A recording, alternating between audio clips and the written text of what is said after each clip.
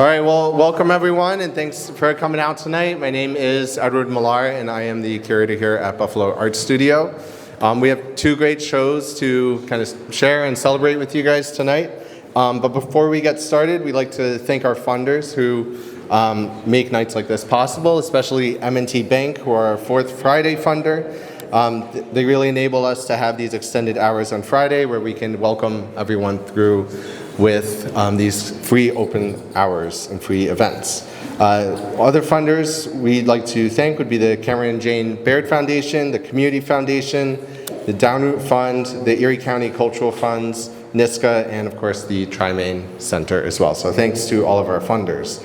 So tonight we have two shows that really look into the relationship between nature and us. So basically our attempts to deal with how nature is always about disorder, chaos, and left to its own devices, it'll just kind of fall to pieces basically. So we're always trying to control things around us. So both of the shows tonight are really focused on what it's like if we learn to let go, the title of this piece, or if we just kind of accept that life is going to be erratic and nature is uncontrollable.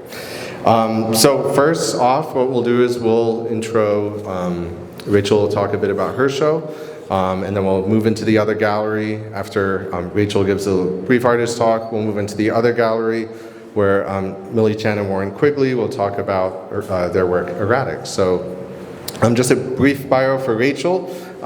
Rachel is one of the co-founders and a collaborative printer at Mirabelle Press, which is a fine art printmaking studio in Buffalo, New York. A lot of her work is really focused and interested in the idea of process, really just constantly experimenting and trying new things. And for this show, I know it came together, it was a very, very much embedded in that sort of process, coming together, different iterations. Every time we'd show up to Rachel's studio, there would always be different kind of bodies of work to look through, different things to kind of go through, and everything came together, and I think it looks great. So without further ado, if you guys would like to welcome Rachel Shelton to talk a bit about her work.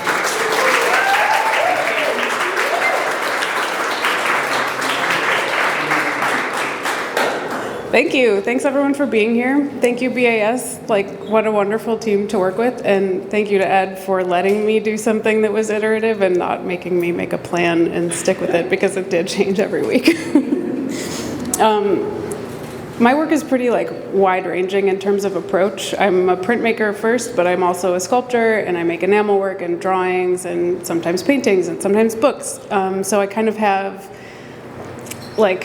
modes of working that link through all of those processes. And one of them is sort of making sure that I always have things in the work visually that are both a micro and a macro view of what I'm talking about.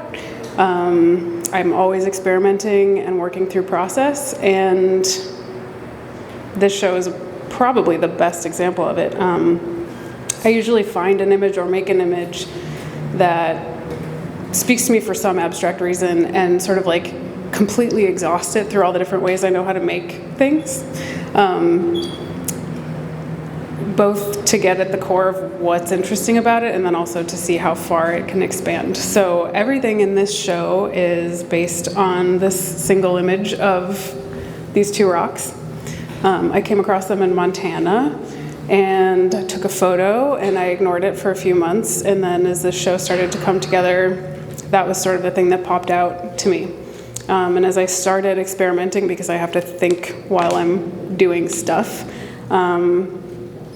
I was thinking a lot about the fact that we come across a rock and we see it in its static situation, but it's not its original state and it's not its final state, and we love it how it is, but it's also really awesome when it's a mountain, and it's super cool when it's sand. And as Ed was saying, the nature of things is to change. So to sort of guide all of the conceptual and visual choices in the work, I made myself a graph. And the y-axis was sort of the lessening of gravity, and the x-axis was time and the acceptance of entropy as the general state of things. So this piece is the most direct example of that, which is, say in the beginning when we're not quite accepting of that idea. Things are a bit precarious and heavy feeling, and as you accept that change is the way of life, things get lighter and more manageable when we stop trying to control things. I'm not personally awesome at thinking about that all the time, but like, is the hope, right?